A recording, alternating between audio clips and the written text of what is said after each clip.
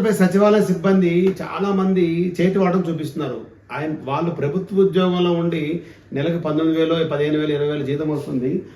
ఏదైతే పెన్షన్ వస్తుందో ఆ పెన్షన్ వచ్చిన డబ్బులు కొంతమంది సెక్రటరీలు తీసుకుని వెళ్ళిపోతున్నారు. దాచేపల్లి, గుంటూరు దాచేపల్లి కూడా మనం చెప్పాలంటే ఒక కథ ఉంది. దాచేపల్లి అప్పుడు ఒక ముసలాయన ఒక స్త్రీని రేప్ చేశాడు కదా, ఆ ఊరన్నమాట. చూడండి, ఆ సెక్రటరీ వెళ్ళిపోయాడు అన్నమాట డబ్బులు తీసుకొని.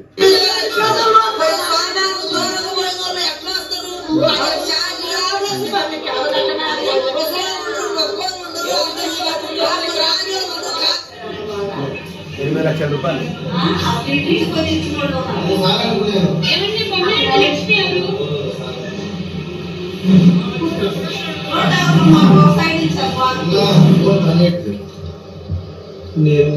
నా పేరు అప్పారావు అండి. నేను దాచేపల్లి కమిషనర్గా పనిచేస్తున్నాను. దాచేపల్లి నగర పంచాయతీ కమిషనర్గా పనిచేస్తున్నాను.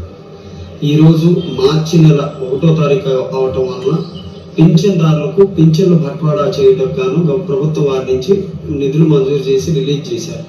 దానిలో భాగంగా మన దాచేపల్లి నగర పంచాయతీ పరిధిలో గల దాచేపల్లి 3 సచివాలయం నందు వెల్ఫేర్ సెక్రటరీగా పనిచేస్తున్న సంపతి లక్ష్మీప్రసాద్ అనేవారు welfare secretary plus admin incharge కూడా వారే అయి ఉన్నందున వారి సచివాలయానికి కేటాయించిన 34,18,000 రూపాయలను విత్డ్రా చేయడం జరిగింది.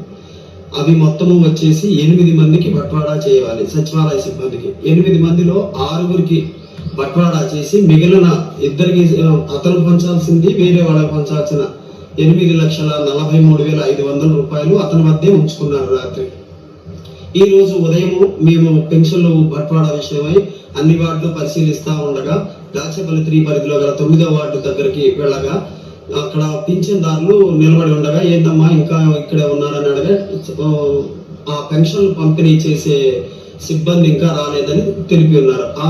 ఆ విషయమై వెంటనే వారికి ఫోన్ చేయగా వారి ఫోన్ స్విచ్ ఆఫ్ చేసి ఉన్నారని తెలిసింది. ఆ ఫోన్ స్విచ్ ఆఫ్ చేసి ఉన్నందువలన వారు పిడుగురాళ్ళలో నివాసం ఉండటం వలన మా సిబ్బందిని పిడుగురాళ్ళకు పంపించడం జరిగినది. పిడుగురాళ్ళ పంపించి వారి ఇంటి వద్దకు పోక వారు లేరని గుర్తించాం. దానిపై వెంటనే మేము స్పందించి అతనిపై తమ చర్యలు తీసుకోవాల్సిందిగా పోలీసు వారికి ఫిర్యాదు చేసి ఉన్నాం. పోలీసు వారు కూడా త్వరలో వారిని కనిపెట్టి సదరు మొత్తం రికవరీ చేయడానికి చర్యలు తీసుకుంటామని తెలిపి ఉన్నారు. ఇది పింఛన్ ఆంగ్లం ఉచ్చరించకుండా చాలా తక్కువగా మాట్లాడి తెలుగులో మాత్రమే ఎక్కువగా మాట్లాడారు మరి నా అప్పారావు గారు, కమిషనర్ గారు. ఇది సెక్రటరీలు ఏదైతే ఉన్నారో విలేజ్ సెక్రటరీ సచివాలయ సిబ్బంది చేతివాటం. ఇది చాలా జాగ్రత్తగా వాళ్ళ పూర్తి వివరాలు తీసుకొని వాళ్ళ ఆస్తులు తీసుకొని వాళ్ళకి 10 లక్షలు 15 లక్షలు డ్రా చేస్తున్నారు, వాళ్ళు వెళ్ళిపోతున్నారు. ఇకనైనా సరే ప్రభుత్వం వారు వీటి మీద స్పందించి ఇలాంటి ఎవరెవరు ఉన్నారో వాళ్ళ చర్యలు చూసుకొని ఇలాంటి జరగకుండా చూస్తారని మా ఛానల్ కోరుకుంటున్నాం. నేను మీ దండపట్టి కొట్టేస్తున్నాను.